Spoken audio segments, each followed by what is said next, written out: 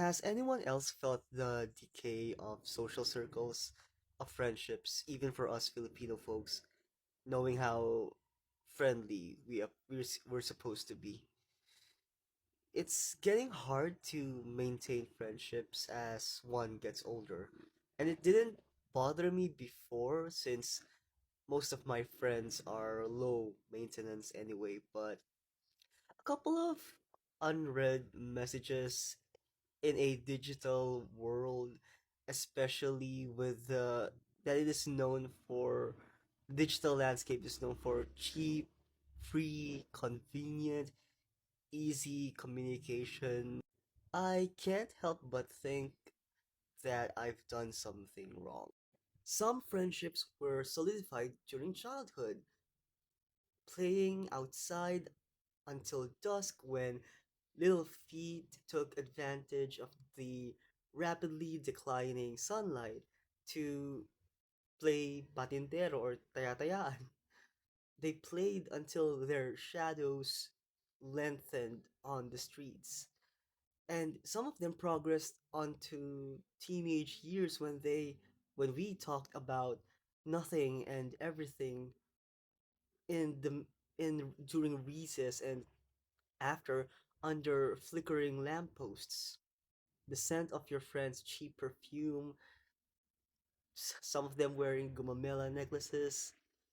And it's sad to think that all of that meant nothing now in the absence of a reply. It feels like the friends you hung out with, the friends you caught dragonflies with, the friends you played on the shallow part of the pond with, the friends you shared your dreams with. It felt like they wanted nothing to do with you anymore. And that sucks. And now you crave for the closure that was denied to you. And you're stuck in limbo asking where you went wrong and what you did. I try to be fair though. I try to discard my emotions and think of the most common reasons why some of my friends would act this way. The number one reason is that perhaps they're busy with work and family. I dread to think this, but maybe they're working in a toxic hierarchical work structure and dealing with people who think they would inherit the company. You know who I'm talking about. The kind of people who have no identity except for their job position, as if they have no social life outside of work, and the kinds of people who make it harder for everyone else by worsening office politics and throwing everyone under the bus to protect themselves. Screw you people. The kinds of people who think working overtime is a freaking flex, and the kinds of people who constantly complain about others, about their work, making it difficult for everyone else around them, but still manage to be there in that office because I don't know, they're probably the favorites because they're the spies or whatever. And then there's the god awful traffic in our country that we have to deal with. It's 15 years in the making with no end in sight. 2 to 6 hours of your life, of your day wasted just sitting on a tightly packed vehicle. Ah! It takes 2 to 4 hours to get anywhere in Metro Manila. Ah!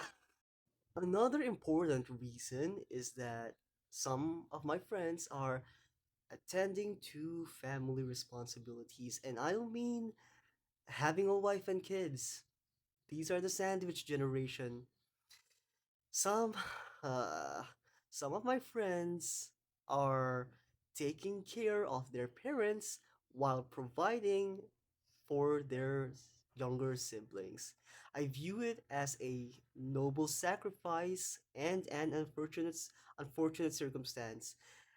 It's a toxic trait in the Philippines that contributes to generational trauma. They can't, some of my friends, being stuck in a sandwich generation, can't live their own lives. That's a that is a tragedy on its own. They can't follow their dreams. They're stuck.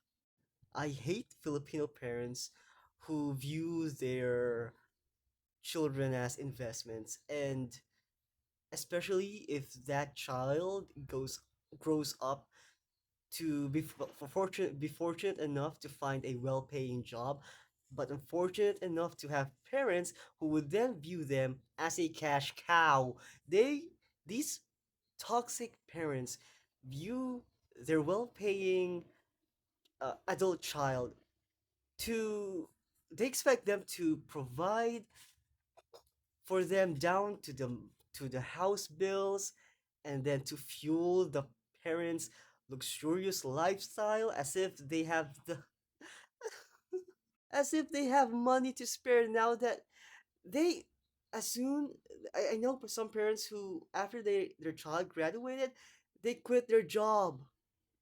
Ah, they expect well-paying adult children to fund their lifestyle, buy their to provide for their medical expenses, their high blood pressure, their medicine, their maintenance for diabetes. They also expect their adult child, my friend, to provide school supplies and pay the tuition fees of their younger siblings. Uh, when I ugh, I can't believe that it is still happening in the year 2026, and the my friends are doing it because I'm assuming ever since growing up, their their parents must have instilled in them that mindset that while growing up, they are vocally they are saying to to their young children to take care of them, that it is their purpose as children to take care of them when they get older. It's a classic utang ng loob. It's the result is my poor friends can't even have a life of their own. They can't pursue meaningful relationships. They can't even go out to go on coffee dates and watch a movie in a in cinemas. Their wallets are drained because it all goes to their family, being the sandwich generation, being the sole breadwinner. They can't, some of my friends can't even, not even my friends, I know plenty of Filipinos can't even sustain themselves because all of it goes to the family, the parents and the siblings. They can't even find spouses and can't start raising their own kid because of that. The irresponsibility of parents. No, the it is the adult kids, the sandwich generation, the kids who are breadwinners. They carry the burden of the irresponsibility of toxic Pinoy parents, the parents who don't know how to plan. They don't even have enough for their own luxuries. They don't even have money to spend on their own clothes, their own to buy merchandise, to buy any small material thing that would give them satisfaction or joy. The reason they're working, one of the reasons they're working is to find some small joy in life, and they can't even have that. Not to mention the overall economic crisis of the Philippines. Corrupt government officials are don't know how to run this country. They are incompetent. Some of them are incompetent, and ironically, those who are incompetent are devising methods to keep stealing from the Filipino people, with the impoverished the ones mostly affected. Aside from corruption, we still have to face the rising price of everything, from food to gasoline, with the state of the world as it is. On top of facing poverty, because of those reasons, alongside many more, it's no wonder then that people are depressed. We are overworked, tired, and angry. We are angry at the world and at our circumstances, at the people running the government, and instead of reaching out to friends like we once did, we revert back to to we retreat. We revert back to an anxious state and we retreat to ourselves with no one to turn to because we think no one would understand us. And because we are too tired, we don't have the emotional bandwidth to be present there for our friends. The result is a generation of lonely people who can't maintain friendships. Most of us, especially those of us who are less privileged, are growing anxious and uncertain, and this is the reason why we avoid people, even friends. We are facing our own demons, and they seem to be get stronger as we age without the right support, which is ironic because the support we need is unavailable. We don't have the strength and energy to spare for our friends. This isn't like back when we were high school or in college when we temporarily forget our little problems and escape into the warm laughter and companionship of our friends. Now, have we only have ourselves. At the end of the day, we must rely on ourselves.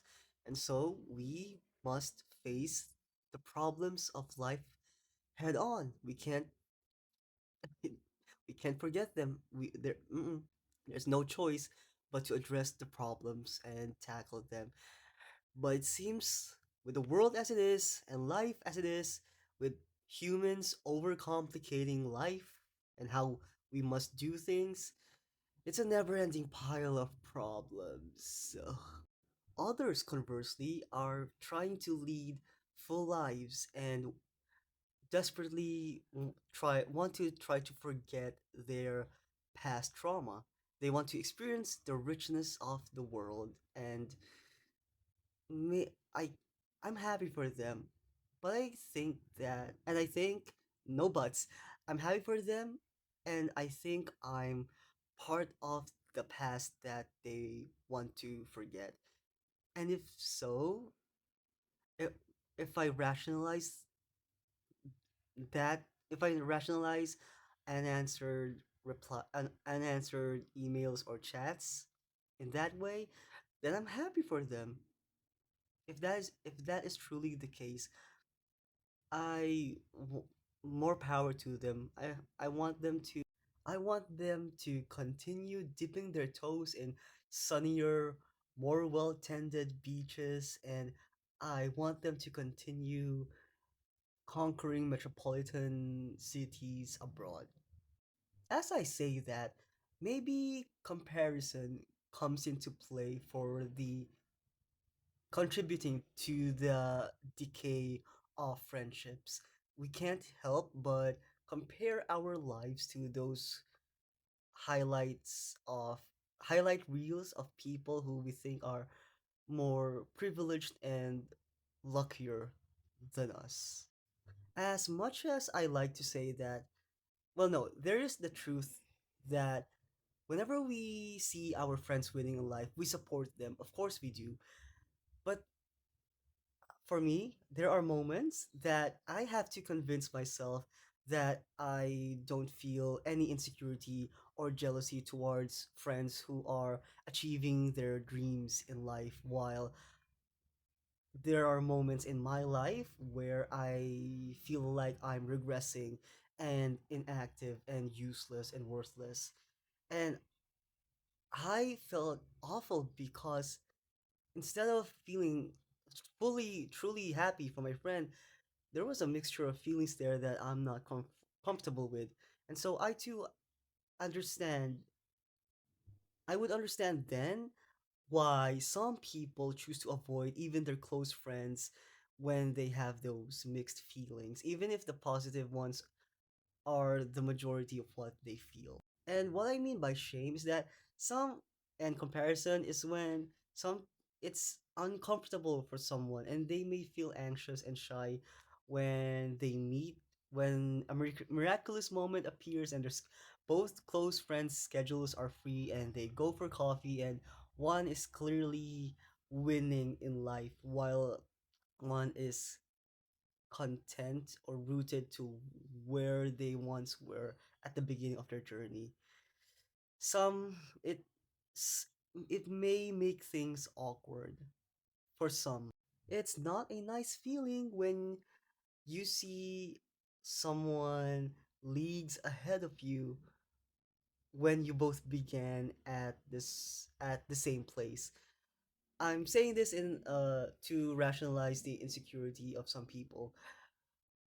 It for seeing someone way better than you after years, it makes one it forces one to confront the possibility that they weren't they made some wrong choices in life. Even though that's not the case, there are many factors out of your control that contributed to where you are in life now. We know that, but we tend to forget that once the insecurity and shame bubbles up. Privilege and luck are major contributors to where one ends up in. I was aware that there was an epidemic of loneliness going around, and I did ex- expect it to happen in the Philippines sooner or later because we're following a toxic aspect of Western culture, especially in work, where compounded by mass lethargy, apathy, and languishing. We just don't have the energy to maintain friendships or maintain relationships anymore. We're it's not being selfish isn't inherent wholly bad. Being self it's being self-sufficient. It's prioritizing your peace and respecting it's about respecting boundaries, setting and respecting boundaries. But some of us went a little overboard. We're mostly ever since the pandemic, we're mostly indoors now. Everything is convenient nowadays. You have an app to deliver package and food for you. There are small carinderias nearby, so you don't have to walk that far and certainly not talk to people just to get your basic need. We have gotten used to tending to ourselves if ever we do. We tend to our families, our fur babies, our passion projects, our hobbies, that there isn't a strong enough reason anymore to actually socialize. And we think social media replaces that authentic feeling. Social media sometimes produces this illusion of camaraderie and closeness. And I remember some specific instances in my life where I thought I thought some of the people I conversed with through chats were close, but when we gathered together in a public place, we some of them just shut down and none of their personality surfaced in an actual social setting. And I understand that it may feel awkward to them, but the point being is they some people behave differently on and off screen. So back to the epidemic of loneliness reaching our shores and even affecting once friendly Filipinos. As a mega introvert myself, as a certified taong bahay, this worries even me. As an introvert myself, I still appreciate the close friends that I have. That's the thing. I don't have many close friends in my life, so I treasure the ones who were in it. And I the old the idiom no one idiom proverb uh adage of no one is an island still holds true. We truly need each other for comfort and to survive. There is value in everyone. Well, most everyone. As I stare at the cold, dark, harsh, unanswered replies of my chats with my prior close friends, I just wish them well. I wish them well. I wish I hope they remember the parts of themselves that made them sparkle, the pieces of them that made them unique. I hope they aren't I hope they're tolerating a soul sucking job well, and I hope they get through whatever they're going through alive and well. I hope they're taking care of themselves. I hope they met some new people who are there with them, who will be their shoulder, their rock. We had such big dreams. I remember our youth like yesterday. I thank them for the bright memories we shared. I will never forget how they made me laugh and how they supported me I when I was going through some things. And I hope they remember that I too was there for them, that our friendship was genuine. I hope that they don't forget. Most importantly, I just hope they don't forget themselves. I will never forget the laughter we shared, the laughter that echoed in basketball courts, in the open air, in the marshes, in the ponds, in grassy fields, in the crop fields. The summers we spent talking about nothing and everything, and holding sweet sorbetes, dirty ice cream here in the Philippines. I remember vividly how we had the power to fix our little problems just by making each other laugh. Laughter had such power back then. Laughter and warm companionship with close friends was the antidote to life's sufferings. It was the antidote to loneliness. I hope I hope we become friends again.